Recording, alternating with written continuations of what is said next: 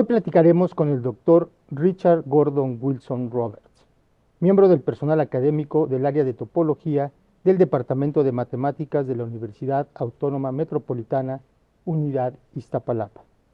El doctor Wilson nació el 7 de noviembre de 1944 en la ciudad de Liverpool, Inglaterra. Estudió el Bachelor of Science en la Universidad de Liverpool, graduándose en 1965 con honores de primera clase, y el doctorado en la Universidad de Texas en Austin. Fue investigador asociado en la Universidad de Texas de 1969 a 1970, investigador asociado en la Universidad de Carleton en Ottawa, Canadá, en 1970 y 71, y catedrático auxiliar en la Universidad de Puerto Rico de 1971 a 1974. El 16 de julio de 1974, el doctor Wilson se incorporó al grupo de fundadores de la Universidad Autónoma Metropolitana, institución que lo nombró profesor distinguido en julio del 2000 y profesor emérito en febrero de 2015. Ha publicado más de 100 artículos de investigación, realizado más de 200 reseñas científicas y graduado múltiples estudiantes a nivel licenciatura y posgrado, lo cual lo ha hecho merecedor al nombramiento de investigador nacional emérito del Sistema Nacional de Investigadores e Investigadores desde 2013.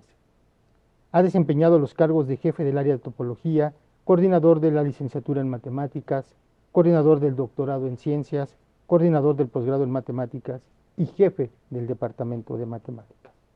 Sus líneas de investigación incluyen la topología general, los espacios topológicos linealmente ordenados, las propiedades determinadas por cubiertas estrella y las inmersiones en espacios conexos, entre otras. Doctor Wilson, muchas gracias por estar hoy aquí y permitir que nuestra comunidad universitaria y el público en general conozcan un poco sobre usted y sobre su brillante carrera académica. Gracias. Doctor, usted nace en la ciudad de Liverpool, en Inglaterra, en 1944, en plena Segunda Guerra Mundial. ¿Cómo transcurrió la niñez de Richard Wilson? ¿Cómo transcurrió su adolescencia en esa Inglaterra de la posguerra? ¿Qué nos puede compartir de esa etapa de su vida? Bueno, primero que nada debo aclarar que aunque nací en Liverpool, en ese entonces no vivía en Liverpool. Yo vivía, mi familia vivía en un pueblo, una ciudad, el otro lado del río Mersey, que se llama Birkenhead. Y es un suburbio de Liverpool, pero obviamente separado por el río. Entonces, mis memorias de esa época, o sea, salimos de Liverpool, de Birkenhead, en 1952. Entonces, cuando yo tenía apenas 7 años y medio o algo así. Entonces, mis memorias de Liverpool y Birkenhead en esos días fueron, bueno, son un poco cubiertas de neblina. Me acuerdo de varias cosas raras, chistosas. Me acuerdo que vivíamos en un departamento pero era un bloque de 4 departamentos, de hecho, y con un jardín bastante grande donde mi mamá cultivaba muchas verduras durante la guerra. Yeah. Y ahí adentro del jardín había un cuarto de refugio contra el bombardeo. De hecho, a una cuadra de donde vivíamos había un área completamente bombardeado y destrozado por las bombas de la guerra. Y yo fui a una escuela, mi papá me mandó a una escuela privada en Birkenhead, y yo tenía, o sea, o sea, mis memorias están realmente muy escasas, ¿no? O sea, me acuerdo bien jugar en este cuarto de refugio que estaba medio enterrado en la tierra, o sea, solo el techo salía eso es una memoria que tengo. El otro es en mi escuela primaria a la edad de, creo que 5 o 6 años, mi maestra de matemáticas, de aritmética realmente, nada más que nos daba, era una persona muy amable en general, pero nos daba ejercicios para hacer en casa. Y un día nos dio unas restas que hacer, un montón de restas, 7 menos 3, 10 menos 5, etc. Y yo daba la vuelta a la página y encontré otros problemas, nada más que estas restas tenían un punto arriba y un punto abajo.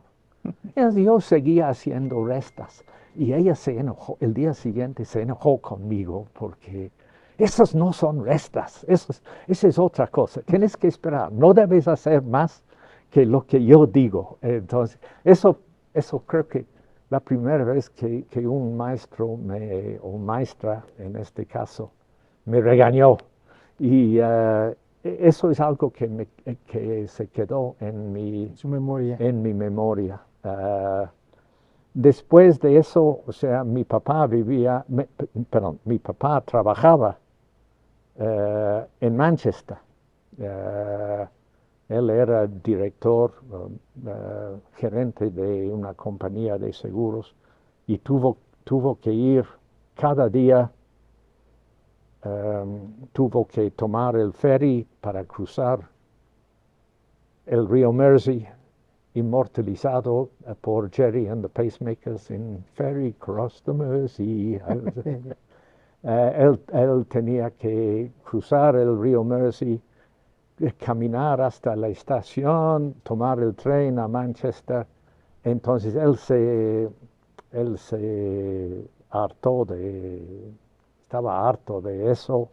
Entonces él persuadió a la compañía cambiarse a Gales, a norte de Gales, en un pueblo relativamente pequeño de 30,000 habitantes, y tener la oficina ahí. Entonces todos nosotros obviamente nos cambiamos a Gales y el resto de mi educación estaba en Gales. Y tengo más memorias, obviamente, porque yo tuve 8 años y medio cuando nos cambiamos al norte de Gales.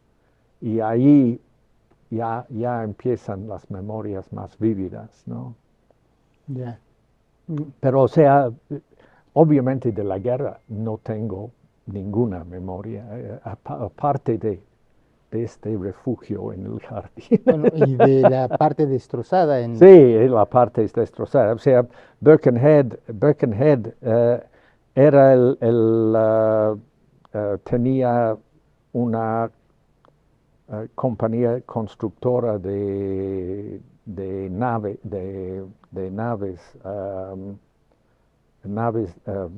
barcos de carga y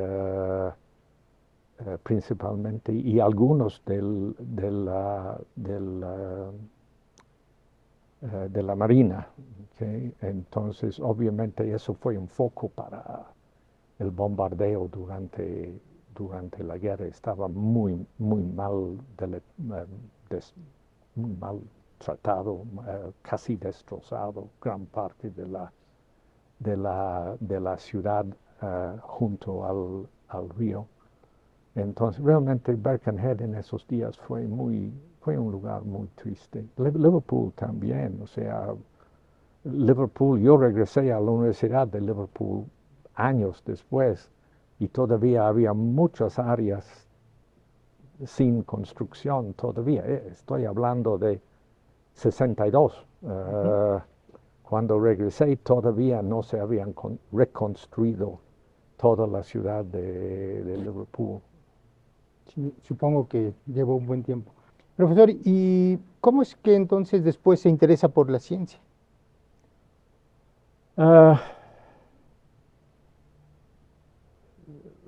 Yo creo que fue un proceso muy largo. Siempre, o sea, desde la maestra en Birkenhead me regañó. Sí.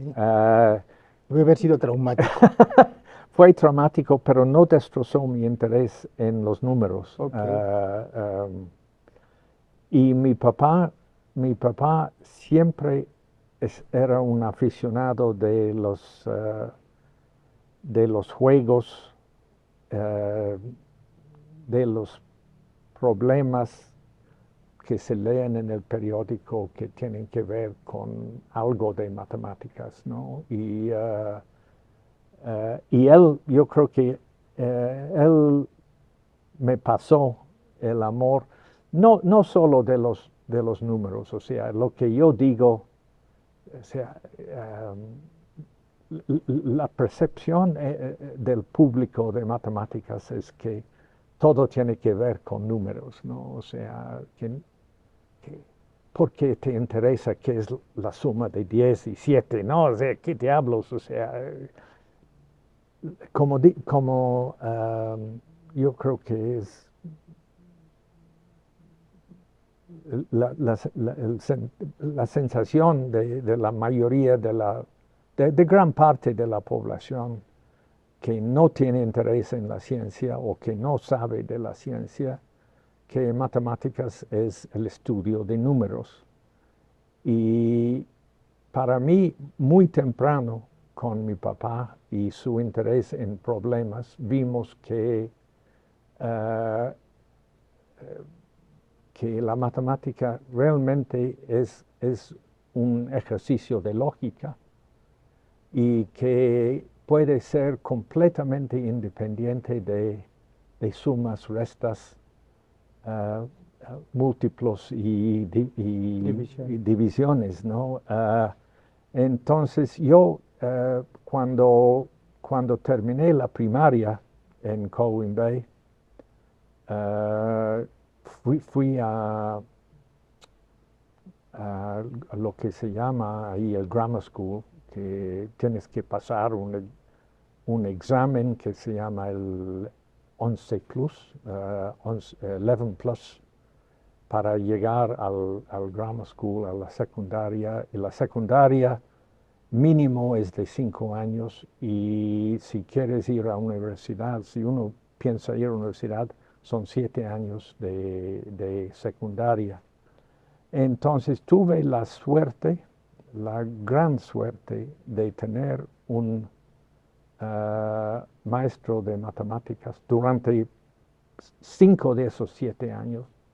Tuve la gran suerte de tener un maestro con mucha simpatía, me ayudó mucho en entender qué era la matemática, me preparó no solo para los exámenes de los 15 años, los O-levels, los nivel ordinario, pero me preparó para un examen extra a nivel ordinario y después me preparó otros 2 años para el nivel A, que es el nivel avanzado, donde empecé a estudiar cálculo integral y diferencial. Y él me pasó el amor no a los números, pero al pensamiento lógico, yo creo. Y a pesar, en mi clase yo fui el único que fue a la universidad a estudiar matemáticas. Y de hecho, yo tenía muchas presiones de otros alumnos de de los últimos 2 años, la preparación para el nivel avanzado. Ay, no, ¿cómo es que vas a estudiar solo matemáticas? ¿Por qué no estudias química y física también? O sea, tener una educación redonda en las ciencias. Y bueno, o sea, siempre tenía interés en química, siempre tenía interés en física, pero mi amor fue la matemática y el pensamiento lógico. Entonces yo insistí, no, yo voy a estudiar matemáticas y cuando llegó el momento de escoger una universidad, escogí en el sistema en ese entonces, tuvimos que escoger, creo que 5 universidades. Ok. Y después de obtener los resultados de los nivel avanzado, entonces ellos te ofrecen o no, dependiendo de tu calificación en esos exámenes, te ofrecen un lugar en la licenciatura, en el bachelor's, licenciatura en matemáticas. Y de hecho, de las 5 universidades al cual yo solicité, 3 me ofrecieron Un lugar.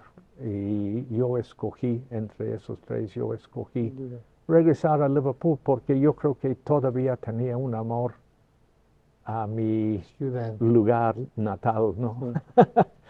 Y conocía la ciudad también, o sea, no me ofrecieron lugar en Oxford, pero bueno, eso fue de esperarse. De hecho, en esos días fue muy difícil entrar a Oxford. Sin palanca sin palanca tenías que ser genio, de veras. O sea, eso. Y yo nunca fingí que fui un genio. Gente. Ok, profesor, entonces usted entra a la Universidad de Liverpool y termina el equivalente a la licenciatura con mención honorífica en 1965. ¿Cómo le fue ya en esos estudios universitarios en Liverpool? Me encantaban, o sea, yo estaba muy feliz. Yo creo que cuando fui a la universidad a los 17 años, yo era una persona que nunca había vivido solo, nunca había salido de la casa solo, bueno, o sea, Sí. por un tiempo, ¿no? Y yo creo que me permitió expandir mucho mis horizontes, ¿no? O sea, yo estaba muy feliz en la universidad. No es que mi hogar fue un lugar triste, no, yo estaba muy contento con mi familia, pero descubrí la independencia también, que nunca había tenido. Y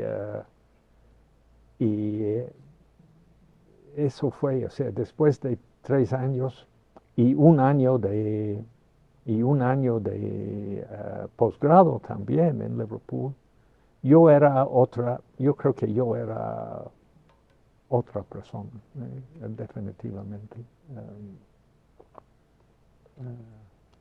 Oiga, y su padre, supongo, muy orgulloso y feliz de que se haya quedado en la Sí, universidad. él estaba muy feliz porque ni mi mamá ni mi papá tenían grado universitario. O sea, yo era el primero en mi familia que sacó la licenciatura la licenciatura universitaria, ¿no? Entonces ellos estaban, supongo, ellos estaban felices, supongo que estaban orgullosos, pero definitivamente estaban felices. Sí. Muy bien, doctor. Y al momento usted termina la licenciatura, decide hacer un posgrado. ¿Cuál era su principal interés científico en ese momento? Definitivamente fue la relatividad general. Yo había tenido dos cursos de un año, de hecho, sobre la relatividad y la teoría cuántica. Okay. Y yo, definitivamente cuando empecé el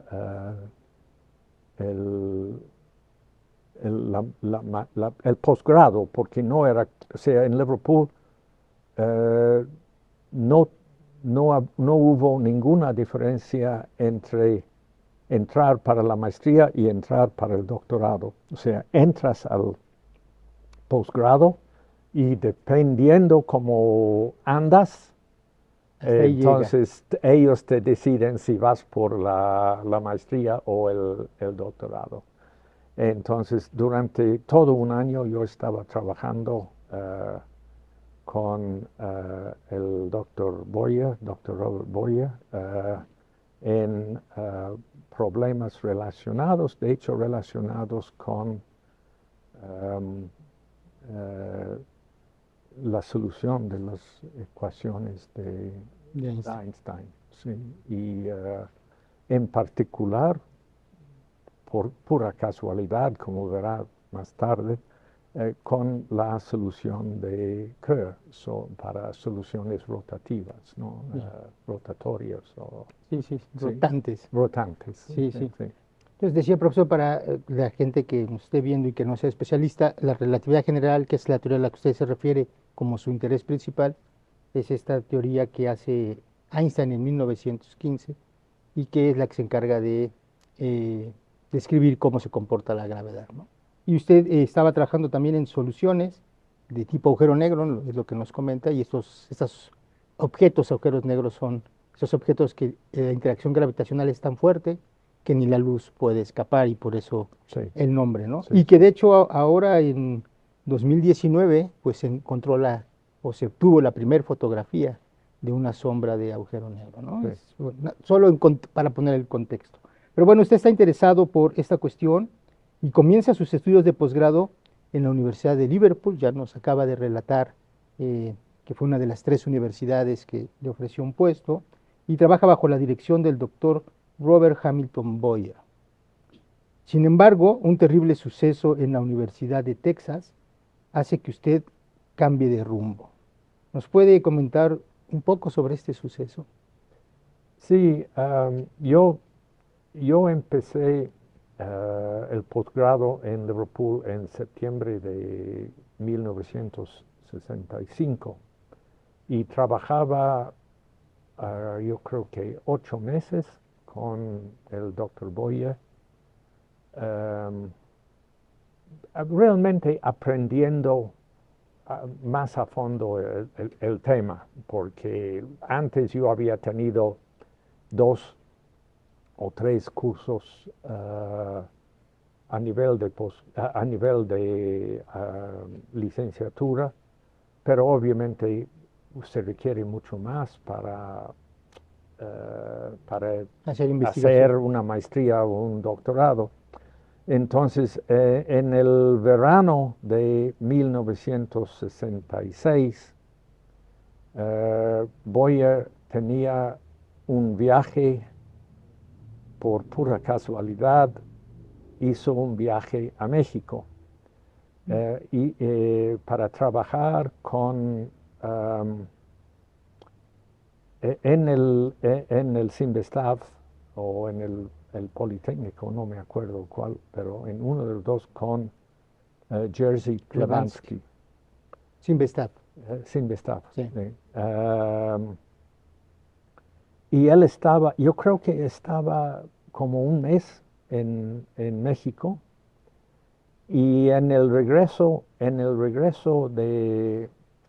a Inglaterra, a Liverpool. A propósito, debo aclarar que Robert Boyer fue un ciudadano americano, no fue inglés. Él decidió parar el viaje. Claro, en esos días no hubo vuelo directo de México a Londres.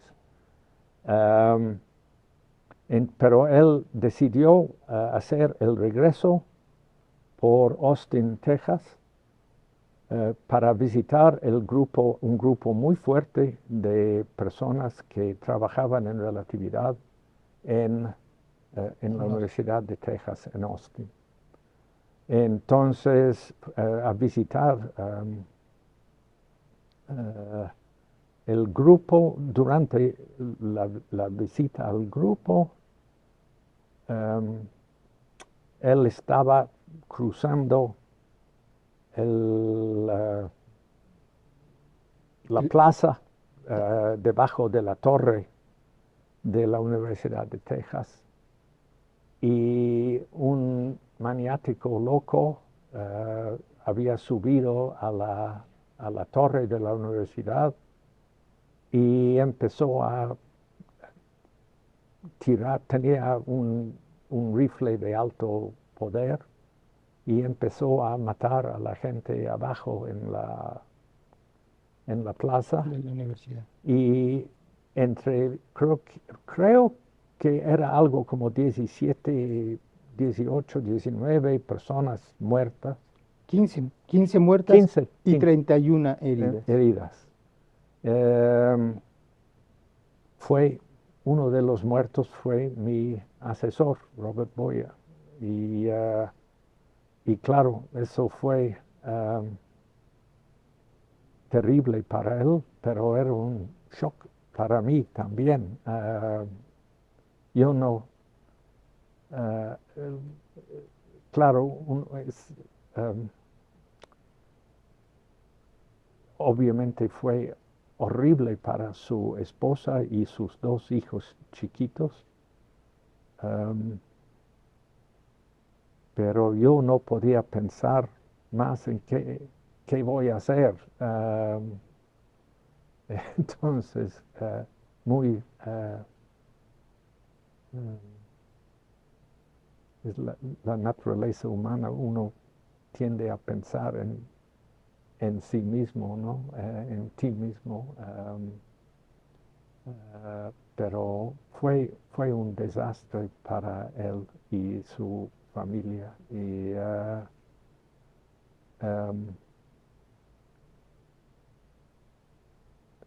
bueno, Tal vez agregar, profesor, que él tenía escasos 33 años cuando sí, ocurrió el sí, tiroteo. sí. Y yo en eso tenía 22, o sea, él solo tenía 10 años más, 10, 11 años más que yo. Fue realmente un shock, un choque terrible, y yo no sabía qué iba a hacer. Al final debo decir que el grupo de relatividad en Austin fue liderado por Alfred Shield y Roy Kerr, y regreso con ellos en un momento, pero primero, obviamente tuve varias citas con los jefes de departamento en Liverpool para ver qué puedo hacer, porque no había otra persona en Liverpool que podía dirigir una tesis en esta área. Entonces ellos me consiguieron una plaza en la Universidad de Londres, en el colegio King's College de la Universidad de Londres, y fui a estudiar ahí en septiembre de 66. Fui a estudiar bajo la dirección de Félix Perani, pero por razones que no quiero entrar en detalle, yo no estaba muy feliz en Londres, y de repente del aire salió una oferta de la Universidad de Texas de ir allá para terminar Su tesis. para terminar mi tesis. Y al principio, o sea, esta idea de ir a Texas a un joven, supongo que fui joven, que nunca había salido de Gran Bretaña, nunca había salido de Gran Bretaña, y ahora tengo una oferta de ir 4,000 millas, 5,000 millas a estudiar en este estado bárbaro de Texas, donde todos tienen pistolas en la cadera, ¿no? Fue algo muy sorprendente para mí y no sabía qué hacer. Mis papás estaban, tengo que decir, mis papás estaban muy en contra. Ellos quisieron que yo me quedara en Londres, pero en Londres, por varias razones, yo no quise, no era, el ambiente ahí no era conducente para mí, particularmente para hacer ni el posgrado, ni maestría, ni doctorado. Y otra cosa fue, yo tenía en Inglaterra, tenía una beca de posgrado del gobierno, cosa que creo que ya no existe, pero era de, si me acuerdo bien, era de 500 libras al año. Y lo que me ofrecieron en Texas fue un associate, ¿cómo lo llamaban? Un teaching assistant, asistente de profesor, que tuve que hacer 1 hora por semana de ayudar en una clase. 1 hora, y para eso me ofrecieron más de $4,000 contra los 500 libras que, entonces yo creo que eso lo acabo de convencer. sí, afectó a mí, o sea, definitivamente afectó a mi decisión de ir a Texas. Y ahí, de hecho, entré bajo la tutoría de Alfred Shield, que era en esos días uno de los renombrados trabajadores en el área de relatividad. Pero él estaba en el departamento de física. Y todo mi entrenamiento en Liverpool había sido en el departamento de matemáticas. Entonces, para completar los requisitos para el grado en Texas en física, yo hubiera tenido que tomar varios cursos. Muchos cursos. Yo creo que por lo menos 6 o 8 cursos de física de preparación. En cambio, Roy Kerr estaba en el departamento de matemáticas y ahí no tenía que tomar ningún curso extra. Tuve que pasar un examen que era, de hecho, no muy difícil, porque, bueno, no voy a entrar en detalles ahí, pero sí, o sea, sí logré fácilmente entrar en el doctorado en matemáticas. Y Roy Kerr, por alguna razón, me empujó hacia la matemática pura, en vez de bueno, claro, o sea, lo que él hacía fue matemática pura, o sea, él nunca había visto un laboratorio en toda su vida. Pero me empujó hacia la topología. Y después de como 6 meses en Texas, Sí.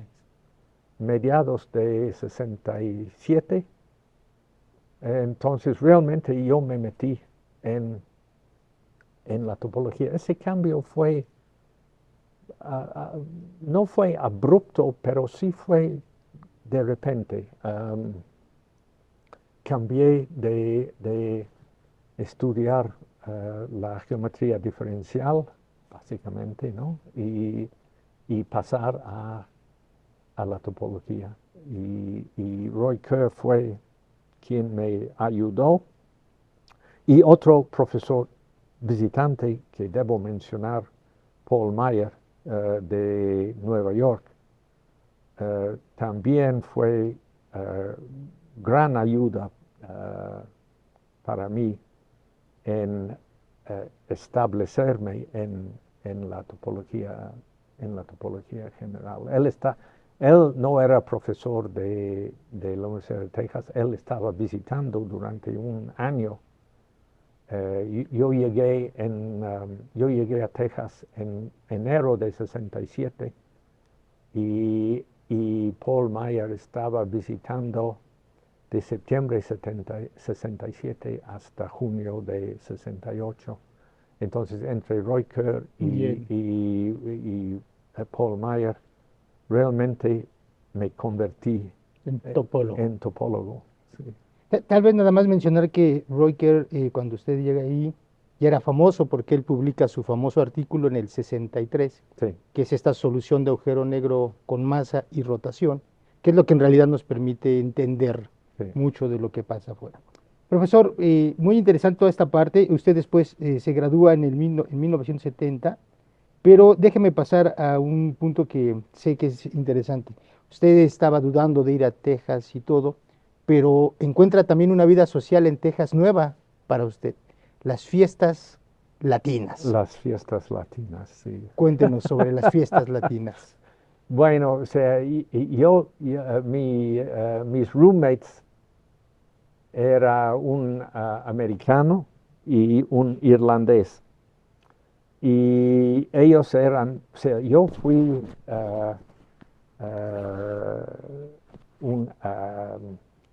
en inglés se dice un wilting flower, una flor medio muerto. Y lo único que me interesaba era mi trabajo. Y yo trabajaba día y noche. Creo que yo fui alguien terrible, o sea, en esos días. Pero mis roommates tenían otra idea de la universidad. Los dos sacaron su doctorado, los dos tenían buen trabajo. Todavía estoy en contacto con uno de ellos regularmente, pero eran mucho más abiertos al mundo. Entonces me arrastraron a las fiestas y particularmente, obviamente en Texas había un ambiente y una influencia latina muy fuerte, o sea, gran número de alumnos de América Latina y me llevaron a las fiestas latinas y en las fiestas latinas me encontré con mi esposa, o mi esposa que iba a ser mi esposa, la persona que iba a ser mi esposa. Y yo creo que eso fue el momento clave para el resto de mi vida, ¿no? O sea, terminé el doctorado en 70. 70, sí. Y de hecho Paul Meyer me consiguió, bueno, me recomendó a una un profesor de la Universidad Carleton en Canadá.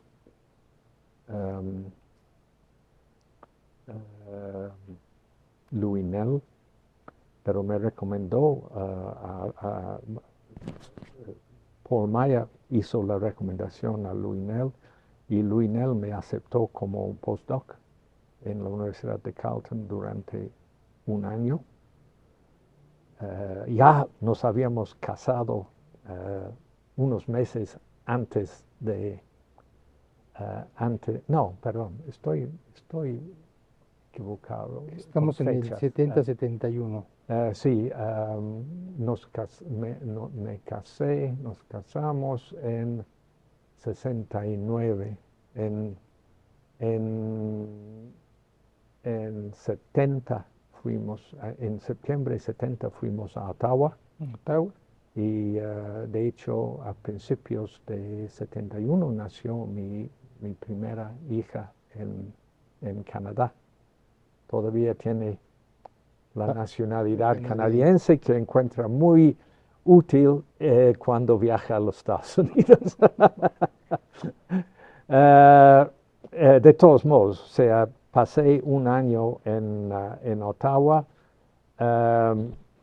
No, al finalizar el año no hubo posibilidad de un trabajo permanente. Me ofrecieron otro año de postdoc, pero al mismo tiempo me ofrecieron, yo había empezado a hablar español. Es que no nos ha dicho que su esposa, ¿de qué nacionalidad es? Ella es mexicana. Mexicana. Sí, es chilanga, o sea, Es chilanga. absolutamente. Okay. Nació aquí, tiene su licenciatura de la UNAM, tiene su doctorado de la UNAM, todavía trabaja en la Facultad de Psicología de la UNAM. Pero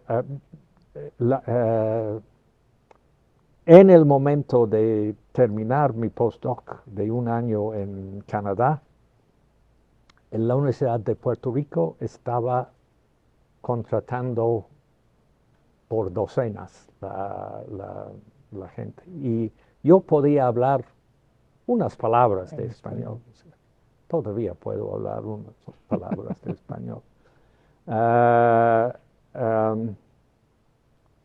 Y decidimos, mi esposa y yo, y especialmente por nuestra bebé, los inviernos en Ottawa eran feroces. O sea, la noche que nació mi hija en febrero de 71, la temperatura llegaba como a menos 25 y se cayó 50 centímetros de nieve. Y contra Canadá, contra Puerto Rico, donde los niños pueden jugar afuera sin ropa si quieren, ¿no? Y entonces decidimos ir a Puerto Rico. 3 años estaba en Puerto Rico. 3 años en Puerto Rico, profesor, y de repente México nuevamente. Bueno, sí, México inicialmente porque no había pisado esa... No había pensado, de hecho yo había solicitado... la verdad es que creo que ni mi esposa ni yo estábamos muy contentos en Puerto Rico. La universidad, no tengo ni una palabra en contra, pero no era lo que... No estábamos acostumbrados al tipo de lugar, Mayagüez, donde vivíamos, donde estaba la Colegio de Artes, Colegio de Agricultura y Artes Mecánicas de la Universidad de Puerto Rico. Y estábamos buscando otra cosa en los Estados Unidos o en América Latina. Y de hecho yo fui una posibilidad fue un colegio chiquito en California. Otro fue la Universidad de los Andes En Perú. No, en Mérida, Venezuela. Venezuela, sí. Y de repente nos avisaron que, bueno, que van a abrir una nueva universidad en la Ciudad de México, donde todavía vivían mis suegros. Entonces, yo no sé cómo tomamos la decisión, pero yo creo que tomamos, obviamente para mi esposa, ella prefería regresar a Ciudad de la Ciudad México. de México. Entonces, vine con ella y tuve entrevista con el primer jefe de departamento del Departamento de Matemáticas. El doctor Alberto Ruiz Moncayo. Alberto Ruiz Moncayo. También estaba en la entrevista Ernesto Lacomba. Y había otras dos personas, pero ya olvido sus nombres. Y tuve la entrevista con mi español algunos van a decir que todavía está muy mal, pero en esos días fue mucho peor. Entonces,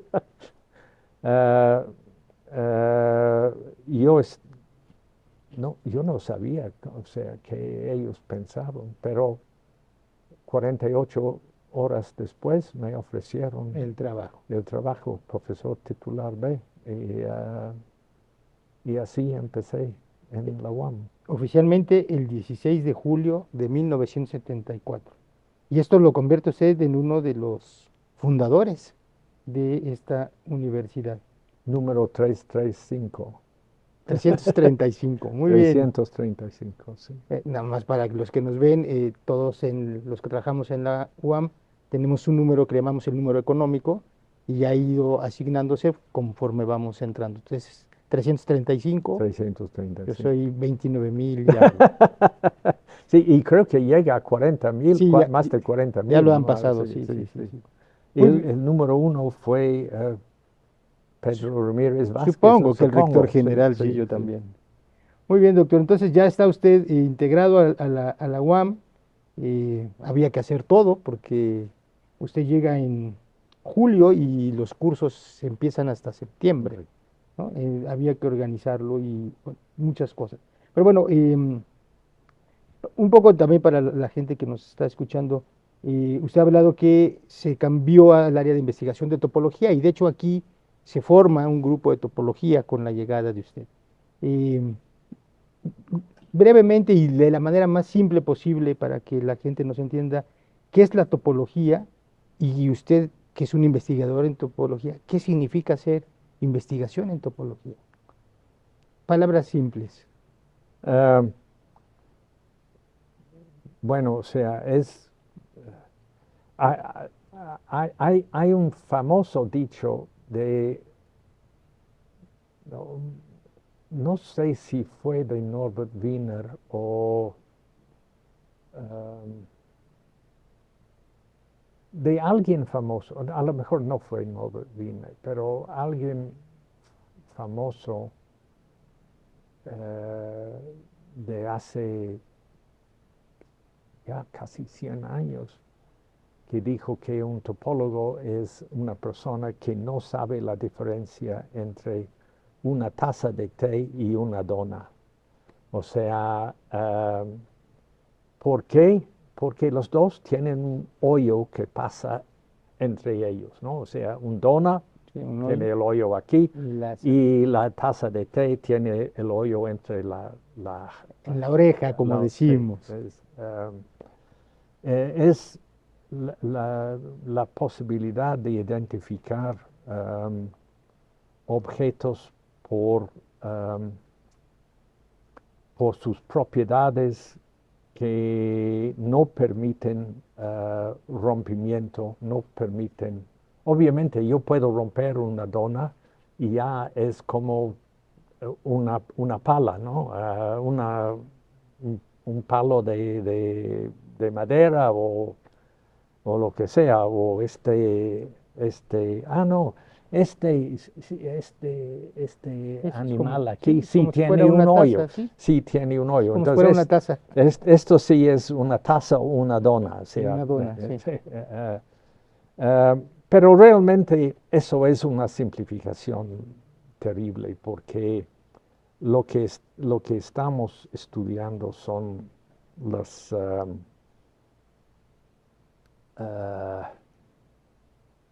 son propiedades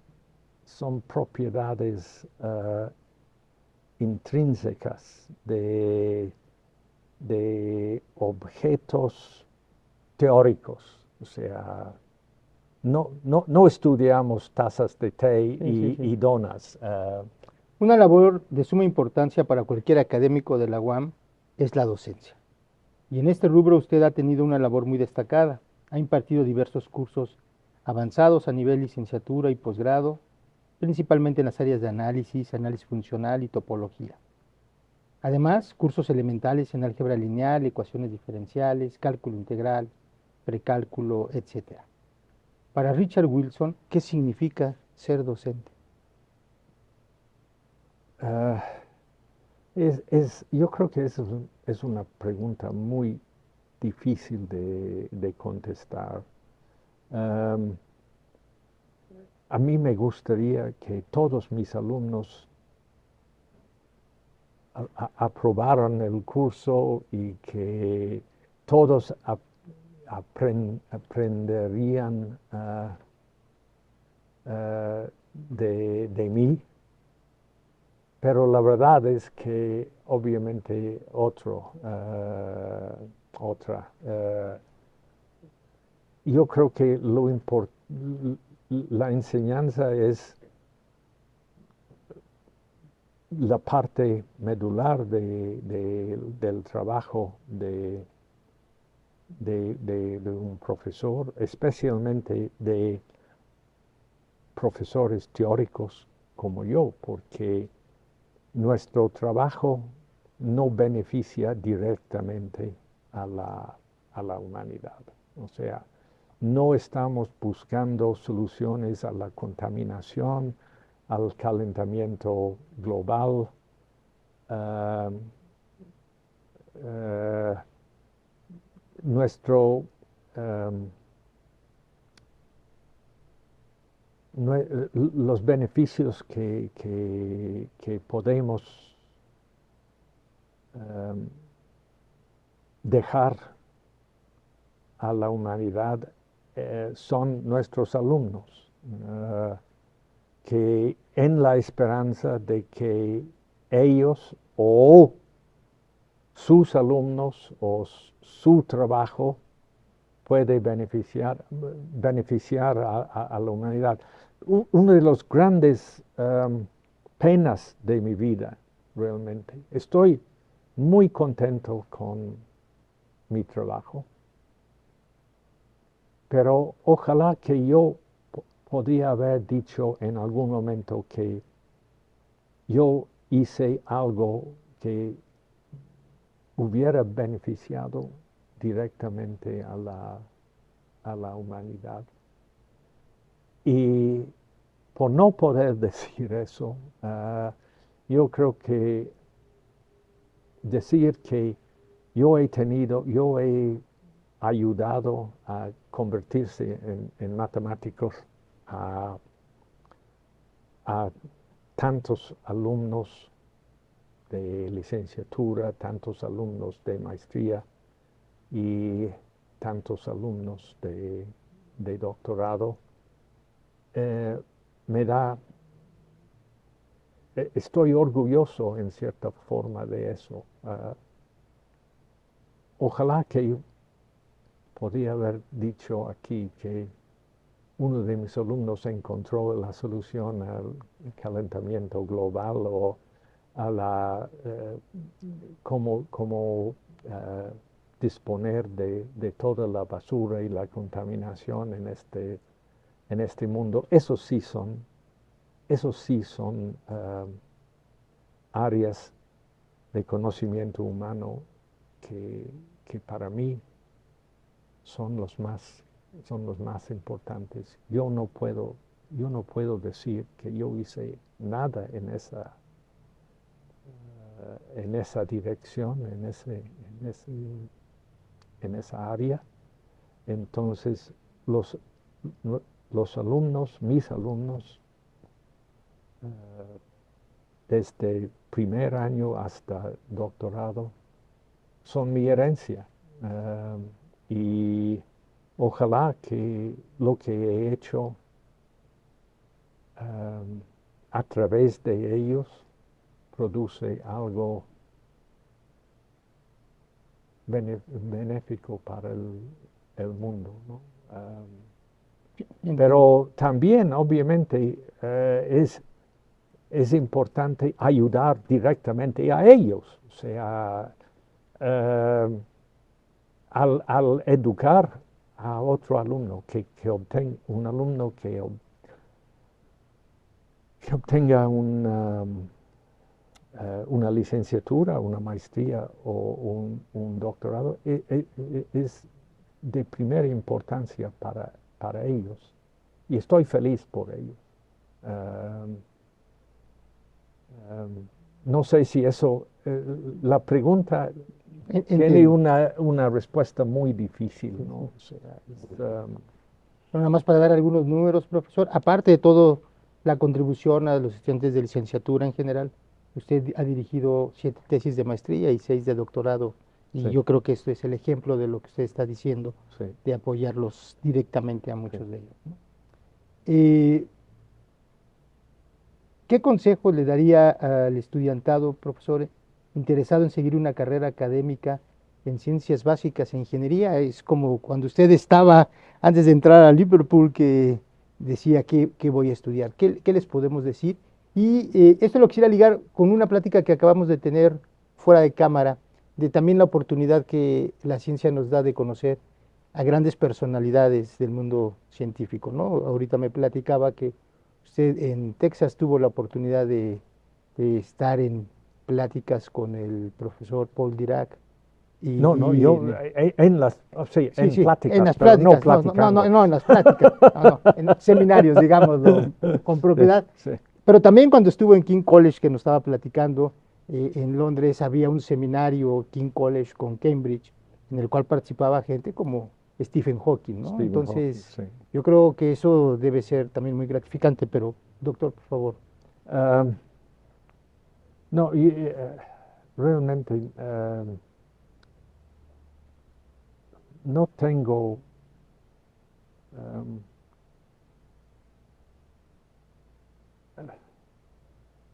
a veces yo varío entre estar contento con mi carrera y estar terriblemente desilusionado con mi carrera, ¿no? Ojalá, ahora cuando yo empecé en la universidad en 1962, nadie pensaba en calentamiento global. Nadie. O sea, no era, No era tema. casi no había plástico para contaminar. Casi no había vacunas. O sea, la vacuna contra polio salió cuando yo tenía como 8 o 9 años. Y alrededor de mí, en Birkenhead, murieron, yo me acuerdo, murió por lo menos 1 o 2 niños muy jóvenes de poliomielitis. Y, y mi pena es que yo no he ayudado a resolver los problemas de la humanidad. Estoy contento con mi carrera de matemáticas. No ha sido nada espectacular, pero ha sido ok. Pero sí me hubiera gustado, no era de mi gusto en esos días estudiar biología o vacunas o cómo quitar plástico del mundo, etcétera. O sea, y de hecho nadie lo había pensado en ese último, pero ojalá que yo podía haber hecho algo más para beneficiar a la humanidad. A lo mejor no, o sea, a lo mejor fui solo incapaz de hacer ese tipo de cosas, pero Pero, profesor, no es como que la ciencia es un gran engranaje y la topología o algunas matemáticas pues son una pieza que que forma parte de ese engranaje y que si no están directamente resolviendo esos problemas a que ustedes hacen referencia, en algún momento siempre esperamos que los nuevos descubrimientos o el nuevo conocimiento se engrane con el nivel que sigue y ese con el que sigue, de tal manera que se vaya construyendo soluciones a problemas de los que usted menciona. sí, no, Pero, sí, obviamente no, nunca fue en mis posibilidades de resolver directamente esos problemas. Lo que me da pena es que no ayudé en resolver esos problemas, ¿no? O sea, mi trabajo fue totalmente ajeno a los problemas de la entiendo. humanidad. O sea, no estoy, en ningún momento estoy pensando, si yo había estudiado biología, yo podía haber resuelto todos los problemas de la humanidad. No, obviamente no.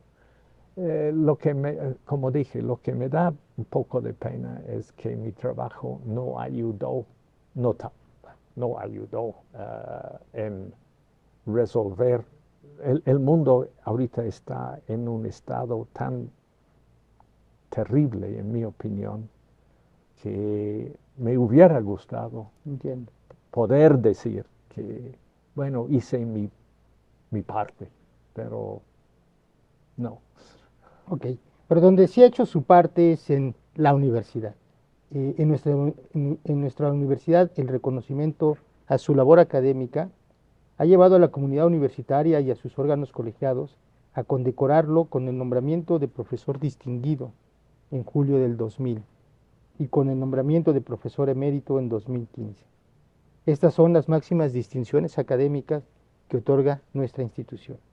Y al exterior de nuestra universidad, usted cuenta con el nombramiento de investigador nacional emérito en el Sistema Nacional de Investigadoras e Investigadores desde enero de 2013. ¿Qué significa para usted estos reconocimientos? Bueno, estoy muy honrado por todos. Ah,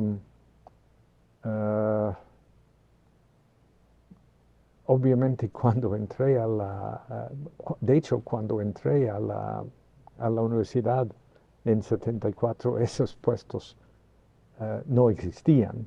Ah, entonces, no fue, nunca fueron un objetivo de mi trabajo. Yo trabajé para, eh, para mis alumnos y para mi autosatisfacción, principalmente creo por mis alumnos. ¿Okay? Siempre me gustó mucho tener alumnos de maestría y doctorado. Y me gusta todavía dar clases desde primer año hasta último año, cuarto año de la licenciatura. Obviamente, si uno tiene alumnos alertos y si tiene alumnos que muestran un interés, un gran interés en el curso, entonces eso te da más motivo. ¿Okay? Pero de todos modos intentamos con todos. Siempre me ha gustado la enseñanza. Si puedo decir algo aparte, es que clases de 2 horas no son mi favorito. Yo creo que, y nunca entendí por qué la universidad estableció clases de hasta hora y media y 2 horas, porque yo me acuerdo cuando yo era alumno de ese nivel, era muy difícil concentrar 2 horas. 2 horas. O sea, nuestras clases en Liverpool y en Texas fueron de entre 3/4 de hora y 1 hora. Y eso es simplemente, no es a favor de no es para los profesores, es que muchos alumnos, incluso yo, cuando yo era alumno, lo encontramos difícil de concentrar después de 1 hora de clase intensiva, ¿no? Pero de todos modos, me gusta la enseñanza. Doctor, regresando a esta visión en el 74, ahorita nos mencionó que nunca fue su objetivo estos premios. Regresando a esta imagen que proyectábamos en el 74 sobre la UAM y la UAM del futuro, ¿no? La UAM que ustedes estaban comenzando a construir. ¿En qué aspectos cumplimos las expectativas que ustedes se imaginaron y en qué aspectos nos quedan aún pendientes por realizar? Bueno, yo creo que las expectativas originales se cumplieron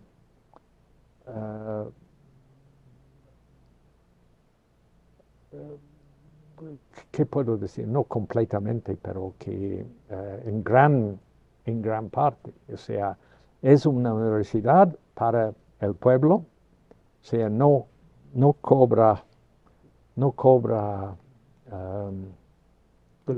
colegiatura fuerte, por lo menos, ¿no? Y en ese sentido, ha producido muchos alumnos distinguidos. No somos tan grandes como la UNAM, pero hemos hecho nuestra parte, yo creo.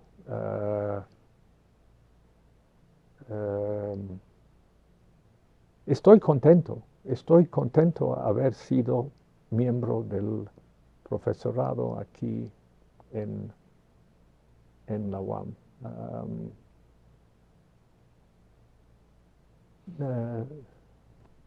Profesor, no puedo decir más. Estoy muy contento. Y relacionado con esto, ¿qué significa para usted esta universidad, la Autónoma Metropolitana? Bueno, es una universidad pública. Desafortunadamente, tenemos que aplicar un examen de admisión. Simplemente por cuestiones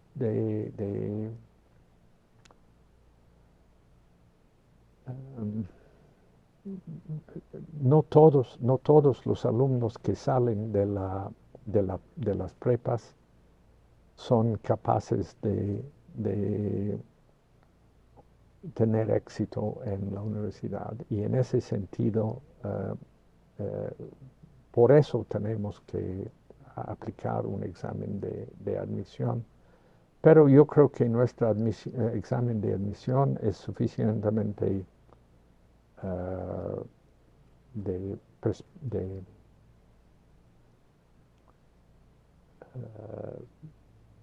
suficientemente, ¿cuál es la palabra que necesito ahí? O sea, tengo que tener cuidado. Es de amplio espectro y que los alumnos que entran, no todos tienen éxito en la universidad, pero una buena proporción, no voy a entrar en detalles de la eficiencia terminal, pero yo creo que beneficiamos, aún los que no terminan, espero que los beneficiamos. ¿Okay? La universidad debe ser, como cualquier universidad, en mi opinión, una universidad que da posibilidades a todos, independiente de de su posición social o su posición económica, ¿no? Y estoy orgulloso de la universidad por esa razón. Creo que hemos cumplido con nuestro objetivo. O sea, no me acuerdo bien las palabras de Carlos Greff en una reunión que tuvimos hace Casi casi 50 50 años. Pero él siempre elogia a